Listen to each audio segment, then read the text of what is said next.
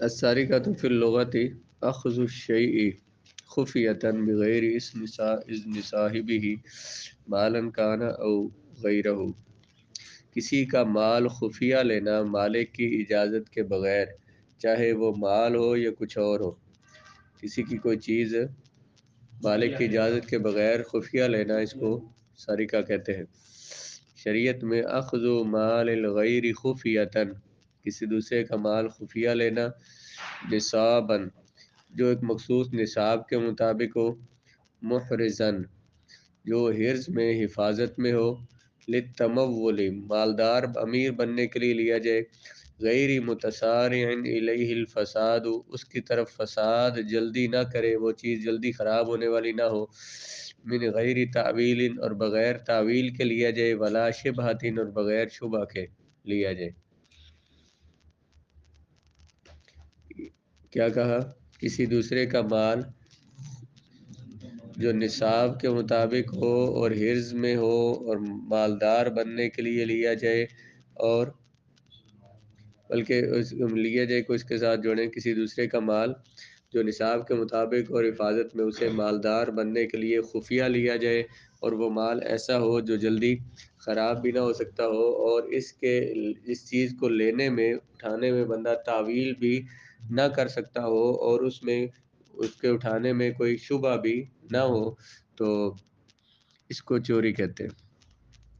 ویسے آپ نے کسی کے سامنے مال لیا ہے، چھینا ہے کسی سے، تو یہ سرقہ نہیں ہوگا، چوری نہیں کرائے گی۔ مال لیا آپ نے، وہ مال واپس کرنا پڑے گا، لیکن چوری نہیں ہوگی، اس کے آپ سرقہ نہیں کہہ سکتے۔ اس طرح سے نصاب ہے، 10 درہم کم از کم قیمت ہو چیز کی، یا اس سے زائد کی ہو، جو آپ نے جو اٹھائی ہے، تو پھر اس کو چوری کہیں گے، اس پر حد جاری کی جائے گی۔ اور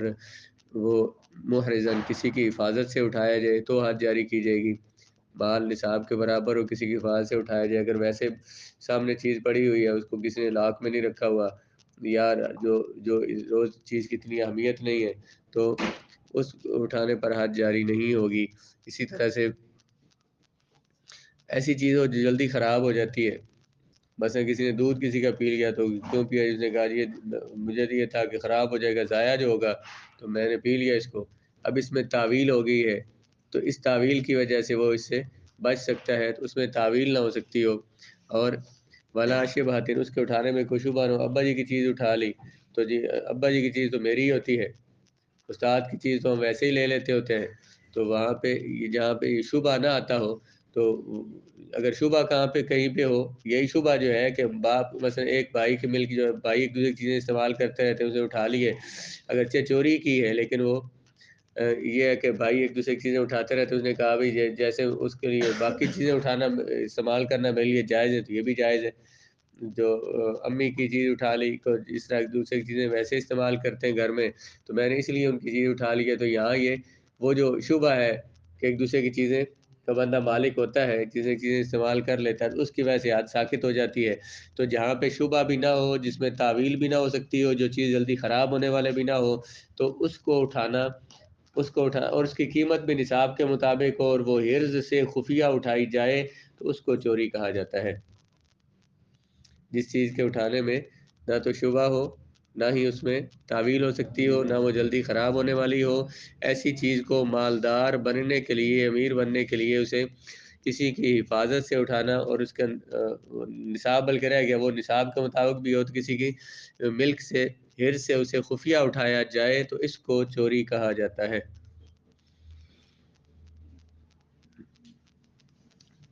اما قطع الطریق وهو الخروج لأخذ المال،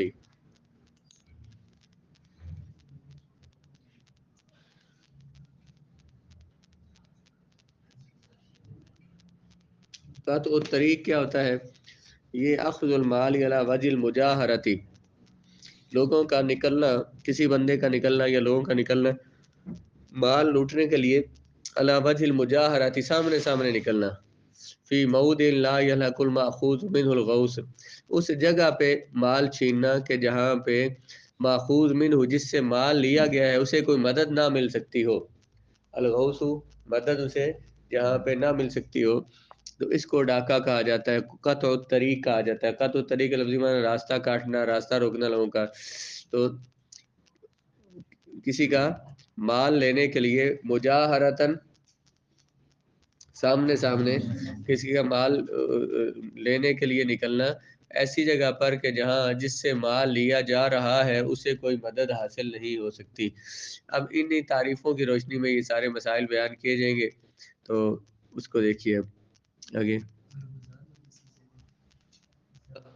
جب عاقل بالغ بندے نے 10 درہم چوری کیے یا وہ چیز چوری کی جس کی قیمت 10 درہم چوری کیے یا ایسی چیز چوری کی جس کی قیمت 10 درہم ہے، تو یہ مضروبتاً کا تعلق ان عشرت دراہم کے ساتھ ہے۔ جب عاقل بالغ بندے نے 10 درہم چوری کیے، چاہے وہ مضروبہ ہوں یا غیر مضروبہ ہوں،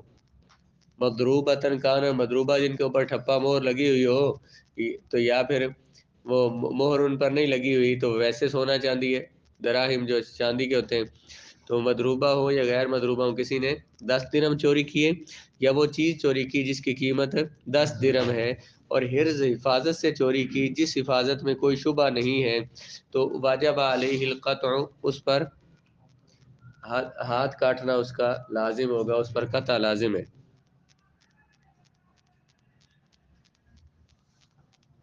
لأن القطع جزاء الجنایتی، کیونکہ ہاتھ کاٹنا یہ اس جنایت کی جزا ہے، والجنایت لا تتحقق دونہما، اور جنایت جو ہے یہ عاقل بالغ کی ہو سکتی ہے، بچے اور مجنون کی نہیں ہوتی۔ یہ جو 10 درہم ہے اس کی قیمت کہی ہے، یہ احناف کے نزدیک ہے۔ امام شافعی فرماتے ہیں دینار کا چوتھا حصہ کسی نے چوری کر لیا اس پر بھی حد جاری ہوگی۔ امام مالک فرماتے ہیں 3 درہم چوری کر لیے تو حد جاری ہوگی۔ لہمان القطع علی عہد رسول اللہ علیہ السلام ما کان الا فی ثمن المجن، یہ دونوں بزرگ فرماتے ہیں کہ رسول اللہ علیہ السلام کے زمانے میں ڈھال کسی نے کسی کو اٹھا لی نا، تو ڈھال کی قیمت چوری کر لی تو اس پر ہاتھ کاٹے جاتے تھے، اور ڈھال کی قیمت جو کم از کم بیان کی جاتی تھی وہ 3 درہم تھی، اور ڈھال جو تلوار کو بچ سے بچانے کے لیے وہ جو استعمال کرتے ہیں۔ والاخذ بالاقل والمتيقن به، اور کم کو لینا یہ زیادہ یقینی اور اولا ہے۔ امام شافعی فرماتے ہیں کہ دینار کی قیمت رسول اللہ کے زمانے میں 12 درہم تھی، والثلاثۃ ربعها، اور اس کا چوتھا حصہ یعنی درہم کا جو دینار کا بنتا ہے وہ تین درہم بنتے ہیں۔ ہماری دلیل ان الاخذ بالاکثر فی هذا الباب اولا، انہوں نے کیا فرمایا، کم از کم کو لینا اولا ہے، کم کو لینا جس میں کم تعداد بیان کی گئی ہے یا کم مال بیان کیا گیا اس کو لینا یہ زیادہ بہتر ہے۔ وہ کیوں بھائی کہ جو مثلا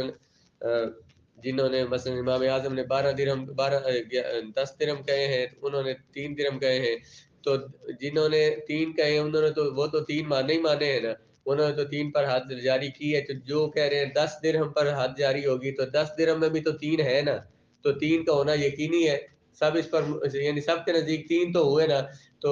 جو 10 درہم ہے امام اعظم فرما رہے ہیں کہ 10 درہم اور باقی 10 درہم کے قائل نہیں ہے، تو اس کا مطلب ہے 3 درہم کے سارے قائل ہیں، جب 3 درہم کے سارے قائل ہیں تو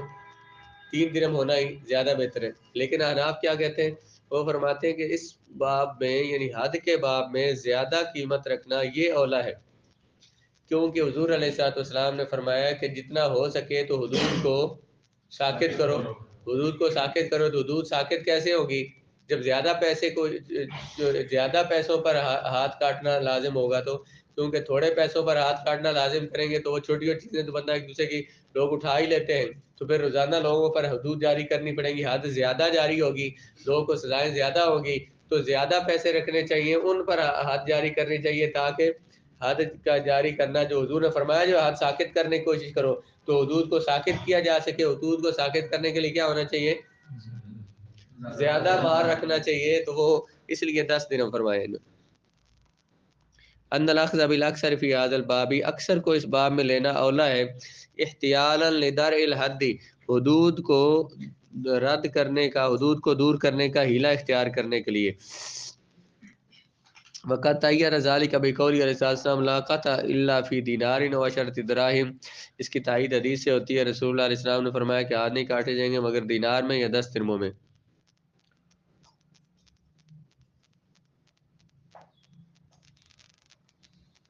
اور اس میں یہ اعتبار کیا جائے گا کہ قیمت المسروق کی اشرتن، کہ جب چوری شدہ چیز کی چوری کے وقت اس کی قیمت 10 درہم ہو، اس وقت سے لے کر الی حین القطع، جو چور کے جس کے ہاتھ کاٹنے اس کے ہاتھ کاٹنے تک اس کی قیمت 10 درہم رہے۔ اگر قیمت اس دوران کم ہو گئی تو پھر اس کے ہاتھ نہیں کاٹے جائیں گے، 10 درہم سے کم ہو گئی تو ھذا عندہما۔ امام محمد فرماتے ہیں لا اعتبار عبرت بالنقصان بعد الاخذ، جب چیز اٹھائی تھی اس وقت اس کی قیمت 10 درہم تھی، بعد میں کم بھی ہو گئی تو اس کا کوئی اعتبار نہیں ہے، یعنی اس سے سزا میں کوئی کمی نہیں آئے گی۔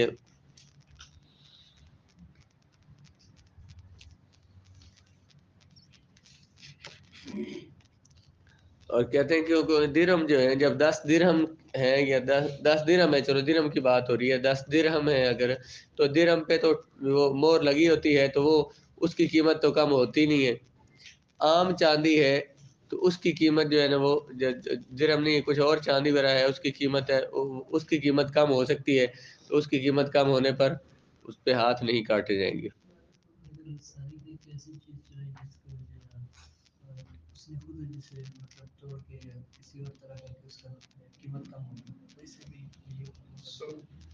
جب چوری کی تھی تو خود قیمت کم ہو نہیں گئی، قیمت کم ہو، بازار میں قیمت کم ہو جائے